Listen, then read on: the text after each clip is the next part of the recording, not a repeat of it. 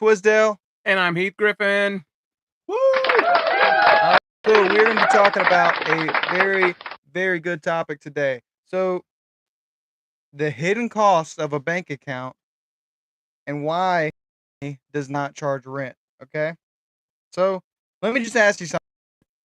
How much does it cost you just to have access to your own money? Not to invest, not to grow it, not to protect it, just to exist inside a bank. Most people have never actually done the math, and that's not an accident. Today, I want to break down the true costs of a traditional bank account. Okay. I want to break that down and then compare it to something that's radically different. Okay. Hey, didn't they say free banking? Don't they say free checking? That's what they say, but They really in with it, don't they? it's not true. And we're going to break that down today. So, we're going to break that down opposed to a one time free gold and silver backed account. Okay. That doesn't nickel and dime you for the rest of your life. Okay, so this might change how you see money forever. So y'all stay tuned because this is a good one. Yeah, definitely. So let's start with the first point of talking. Okay, what is the real cost of having a bank account? Just a checking account. Okay, let's start with what most people think is free, a basic checking account. Okay, and on paper, banks love to say no monthly fee if you qualify, but here's what that usually really means. Okay, keep a minimum balance. Set up a direct deposit. Use your debit card a certain number of times or accept electronic statements only. If you miss one requirement, boom, monthly maintenance fee. And that fee usually runs $10 to $15 a month. Some of them are not that drastic, but there are quite a few that are. That's $120 to $180 per year just to store digital numbers on a screen, and that's before the big one. Overdraft. Overdrafts. Overdraft fees. I can just do it myself. Overdraft fees. Let's talk on that a little bit Don't you here. love overdraft fees? You know, what better thing to happen, when you're down and out, you miscalculated or you had an emergency.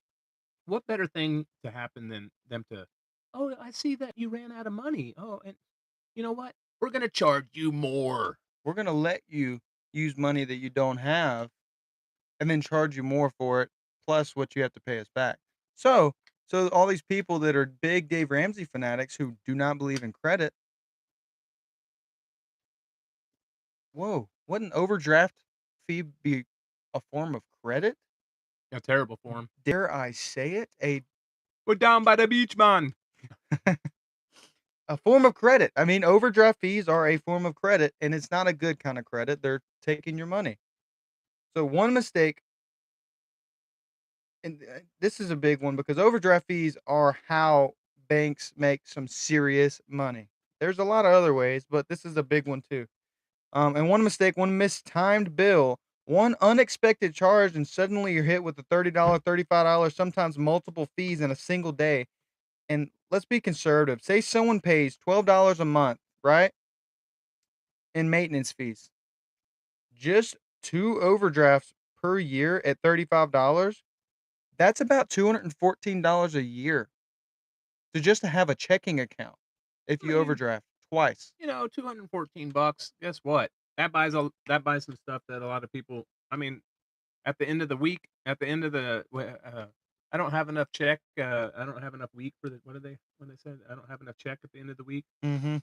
an extra $214 is something. Oh yeah, it definitely could help out a lot of people. And let's keep this fun game plan, right? So that's $214 per year if you were overdraft if you had a maintenance fee of $12 a month and you overdrafted two times a year at $35, right? That's $214 a year. Let's stretch that out a little bit. Let's go 10 years.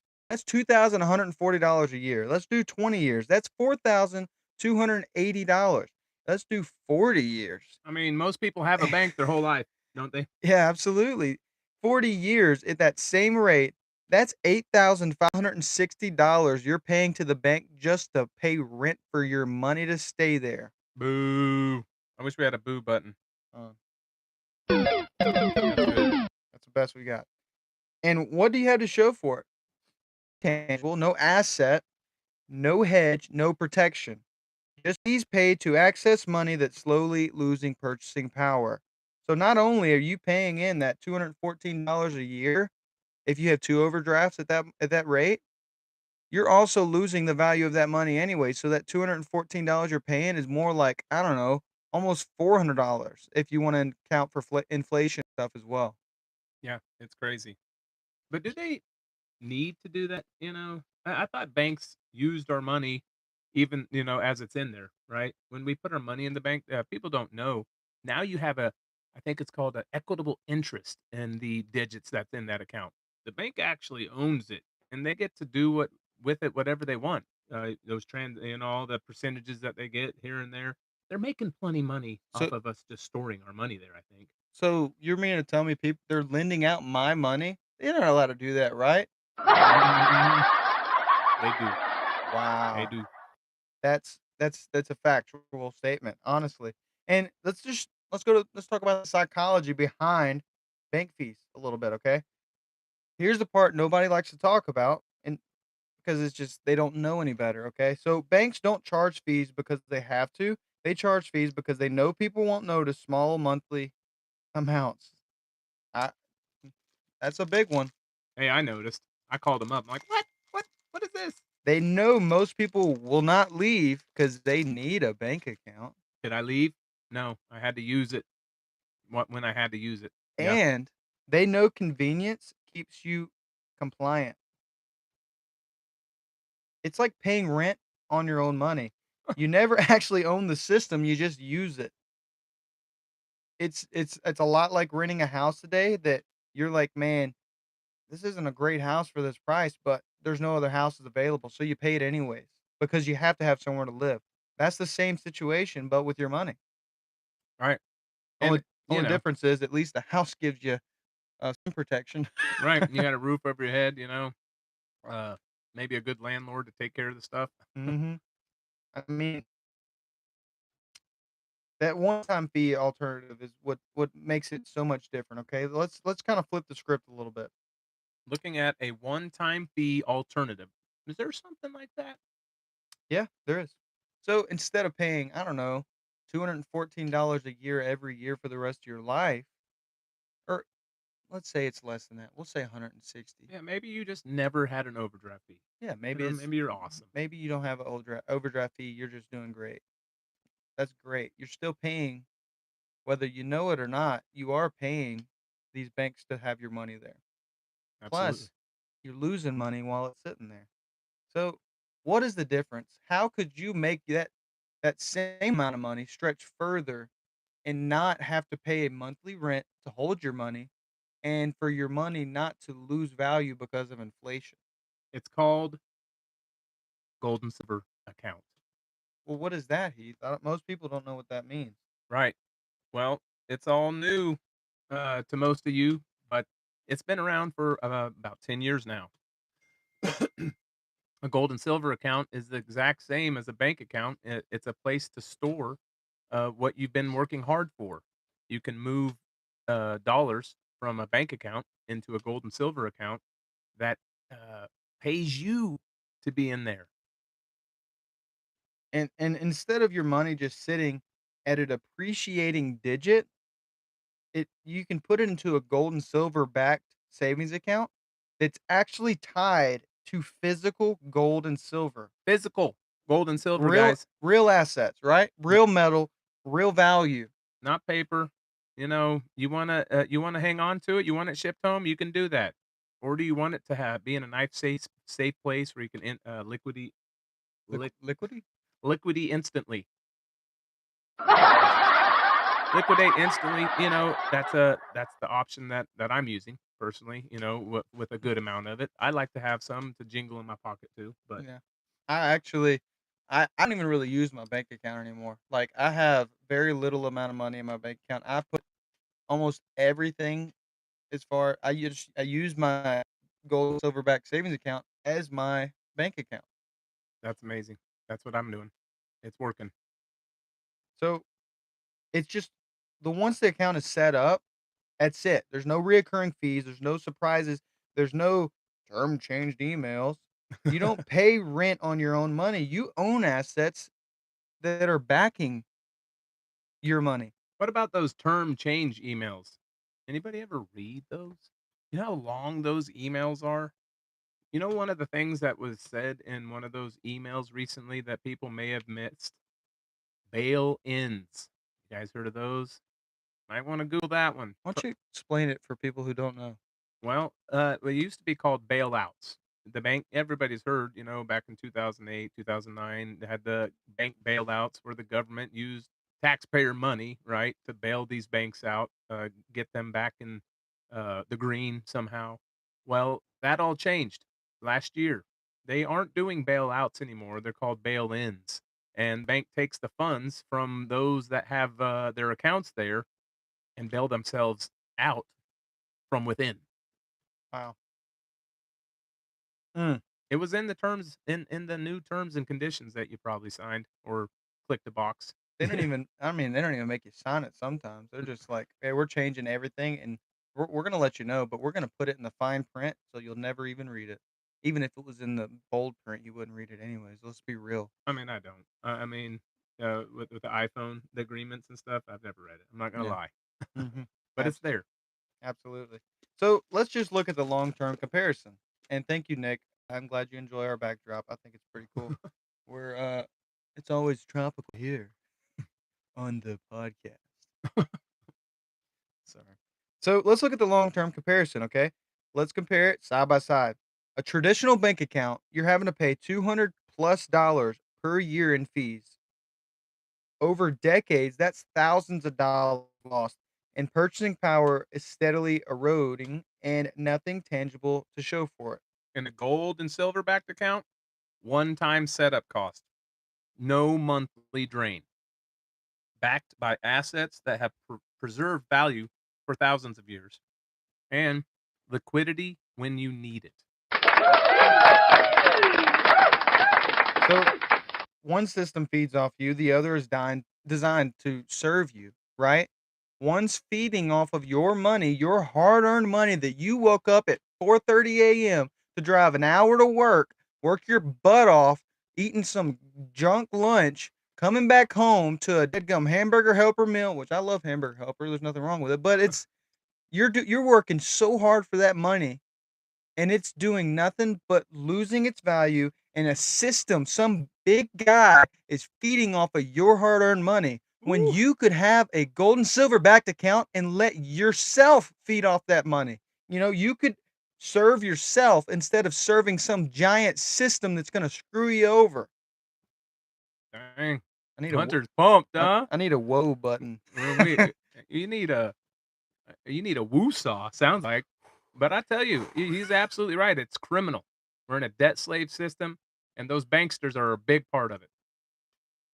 Absolutely. And why does this matter right now? Why are we even talking about it? Why are we spending our time, lots and lots of time, doing so much research, doing these podcasts every single day to keep you guys informed? Because right now it's not about the fees, it's about stewardship.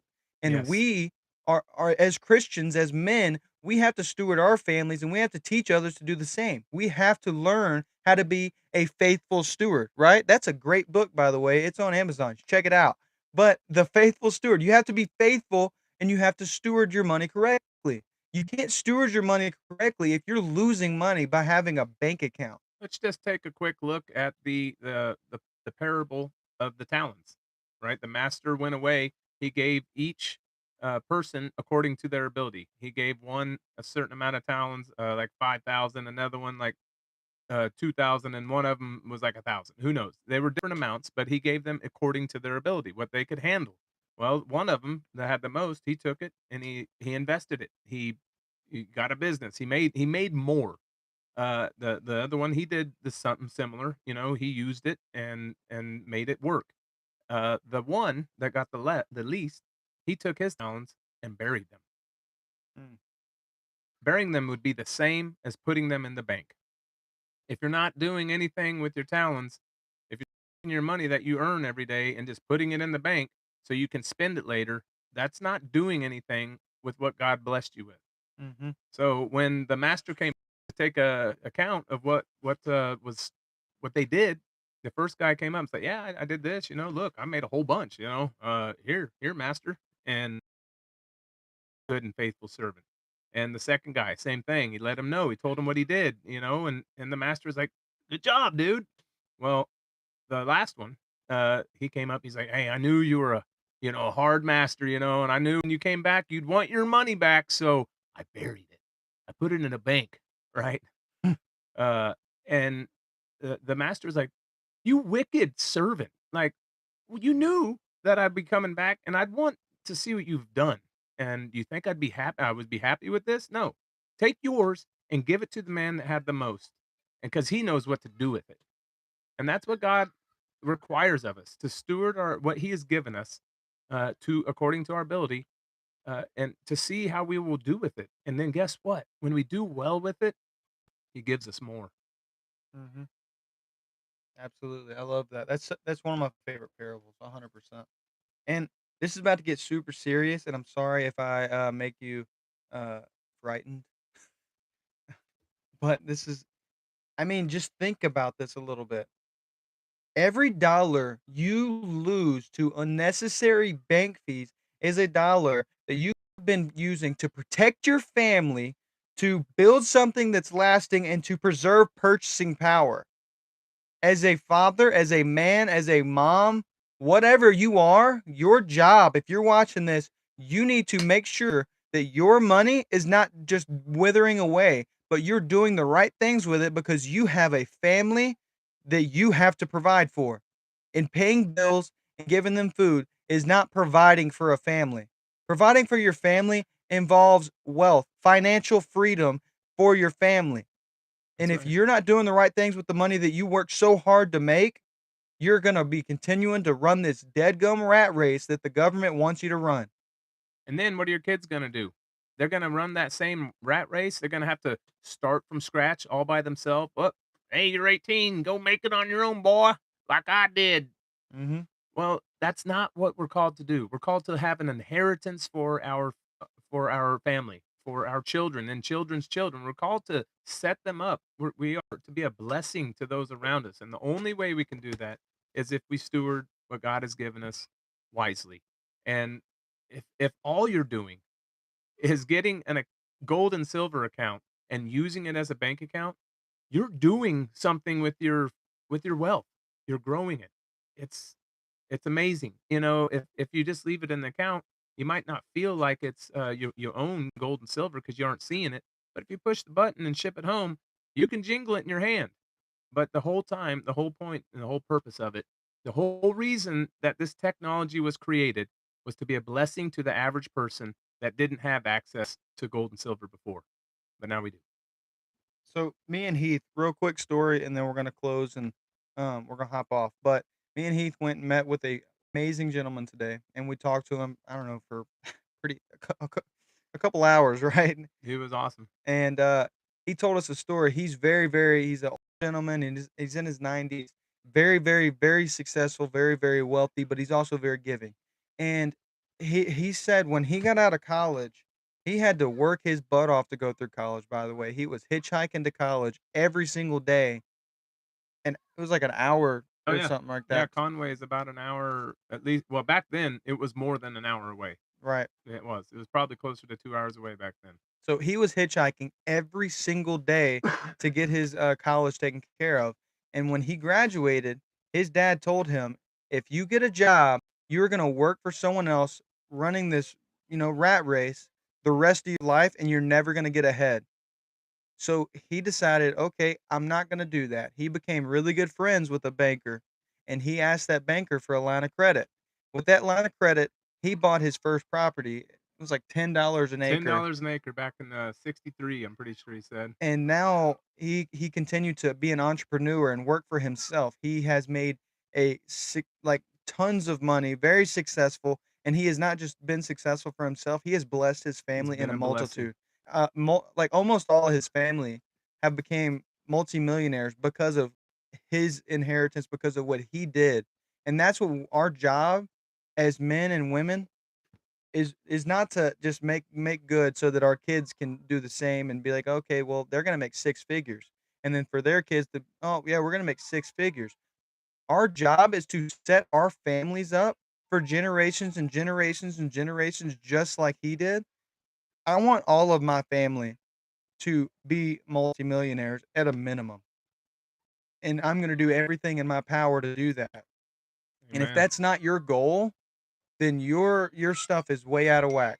And if you think that prosperity and being a Christian don't go hand in hand, you need to open your Bible again because that is not even close to accurate. The Bible is very specific that he wants people to be entrepreneurs and work for themselves. Peter didn't work as a fisherman for someone else. He did it for himself. That's right. Every single businessman in the Bible was very successful, and God did that for a reason. He put that in front of our face for a reason because he wants us to be entrepreneurs. Joseph himself was an entrepreneur.